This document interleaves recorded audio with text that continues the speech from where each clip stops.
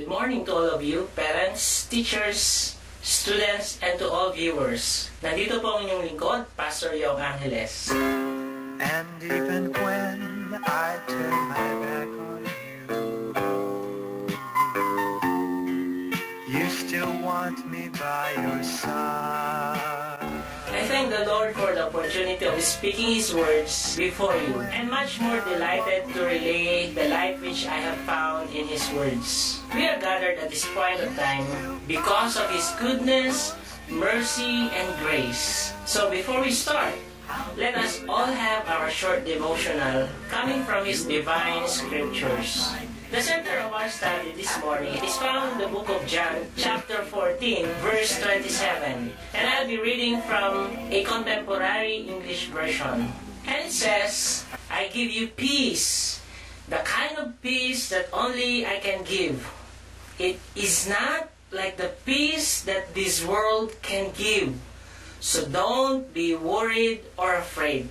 This is a wonderful promise and a life-giving command. Jesus has troubled the disciples by explaining about His impending death. They could not comprehend the death that Jesus was talking about. He was talking about His future that was about to take place. And the disciples could not just understand. And you know what? Some future pain that will soon take place in our lives will be overwhelming. And we may not comprehend it as well, like those disciples during His time. And even the very present pain that we're experiencing at the moment, the present stress, the present depression, and the feeling of emptiness baffled our very thoughts and spirits about our faith and trust in Him. We could not just even fathom. Just like those troubled disciples, the same weariness, the same problem arises every day, weeks, months, years, and even more than decades. King Solomon said in Ecclesiastes chapter 1 verses 3 and 8, what do people gain from all their labors at which they toil under the sun? All things are wearisome, more than one can say. But Apostle Paul pronounces a good news in response to King Solomon's dilemma. And he said in Hebrew chapter 13 verse 8, Jesus Christ never changes. He is the same yesterday, today, and forever. So no matter what trouble you're facing today because of yesterday's pain and today's depression and sickness of tomorrow, Jesus is surely to give you peace to all of this problem. In the book of John, several times in this course, Jesus will point out that He is preparing the disciples to hold fast in a difficult time. Therefore, Christianity is not always a bed of roses and pseudo blessings. But the promise of peace is not in the absence of storm, but peace in the midst of a storm in our Christian walk with Him. The peace in John chapter 14 not only applies to His impending arrest and execution, but this peace that Christ is pertaining to with His disciples also applies to all Christians who will face persecution, troubles, death, not because they lack faith, but because of their faith.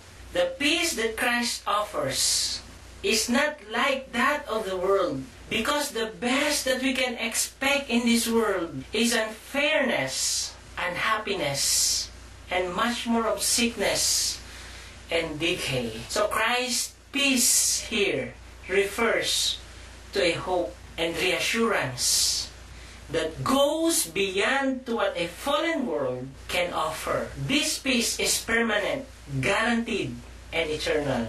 But so long as our connections with Him is a moment-by-moment basis. For there is no such thing as forever in peace with Him if we will abandon Him once in a while. Remember that Satan will take advantage of us if we are not connected in that moment of time that we are away from Him. The moment of time of our disobedience, unfaithfulness, and rebelliousness. So Christ encourages His followers to keep our hearts from fear and trouble. The disciples have seen him in action. For all the time that they have been with him, they saw him face many trials and confrontations with men and demons and Satan himself. But he had been unshakable, firm and steadfast. But the question is how?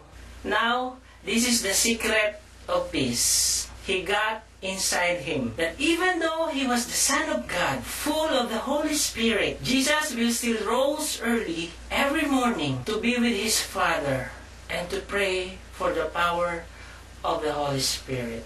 So these early morning activities that had been written and told to show us that there is power and peace if we will start our day getting connected to the Father above. And how does the world give peace? The world's peace is circumstantial. Change the circumstances. Get rid of the distressing agents. Go to your idols for comfort. Buy your favorite foods, gadgets. Go to different places. And this is an ending cycle of a disturbed spirit.